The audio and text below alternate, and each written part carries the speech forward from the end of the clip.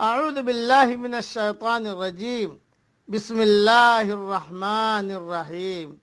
سورہ فاطر کی چند ابتدائی آیتیں پڑھ رہا ہوں۔ واللہ الذی ارسل الریاح فتثیر سحابا فسقناه إلى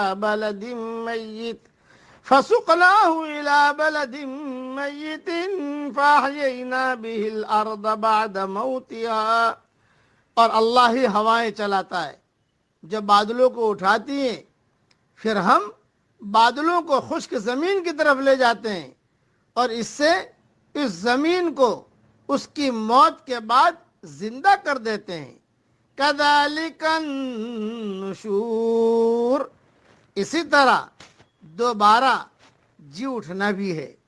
من کان یرید العزت فللہ العزت جمیعا، جو شخص عزت حاصل کرنا چاہتا ہو تو اللہ تعالی ہی کی ساری عزت ہے۔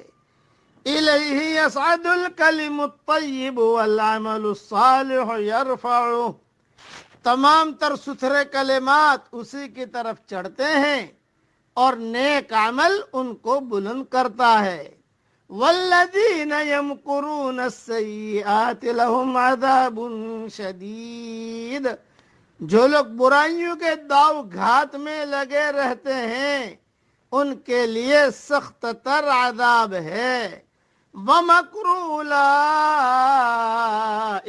ھو یبور، اور ان کا یہ مکر برباد ہو جائے گا۔ واللہ خلقکم من تراب ثم من نطفۃ ثم جعلکم ازواجا، لوگو اللہ تعالیٰ نے تمہیں مٹی سے پھر نطفہ سے پیدا کیا ہے، پھر تمہیں جوڑے جوڑے مرد و عورت بنا دیا ہے۔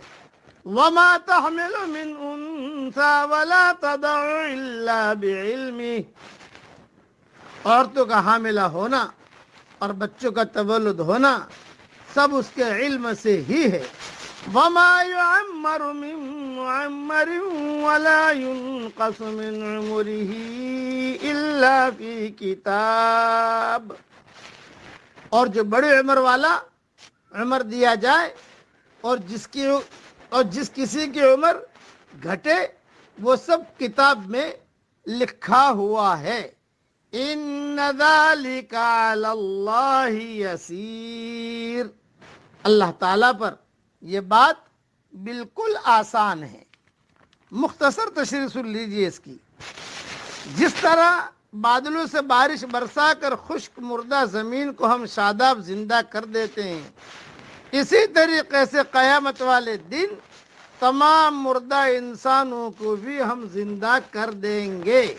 حدیث شریف میں آتا ہے کہ انسان کا سارا جسم بوسیدہ ہو جاتا ہے، صرف ریڑھ کی ہڈی کا ایک چھوٹا سا حصہ محفوظ رہتا ہے، اسی سے اس کی دوبارہ تخلیق اور ترکیب ہوگی۔ قبر میں جانے کے بعد سارا جسم ختم ہو جاتا ہے، ریڑھ کی ہڈی کا چھوٹا سا حصہ محفوظ رہتا ہے، اسی سے اللہ دوبارہ زندہ کرے گا۔ یہ حدیث صحیح بخاری میں بھی ہے، صحیح مسلم میں بھی ہے۔ اور جو اللہ تعالی عزت یعنی جو چاہتا ہے کہ اسے دنیا اور آخرت میں عزت ملے تو وہ اللہ کی اطاعت کرے، اسے یہ مقصود حاصل ہو جائے گا، اس لیے کہ دنیا اور آخرت کا مالک اللہ ہی ہے، ساری عزتیں اسی کے پاس ہیں۔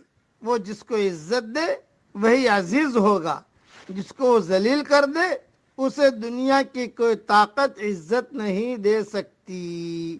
اللہ تعالی ہم سب کو دنیا میں بھی عزت دے اور مرنے کے بعد بھی عزت دے اور جنت میں بھی عزت کے ساتھ رکھے، اور اللہ تعالی ہم سب سے راضی بھی ہو جائے اور ہم سب کو اللہ تعالی خوش بھی کر دے۔ آمین۔ وآخر دعوانا ان الحمد للہ رب العالمین۔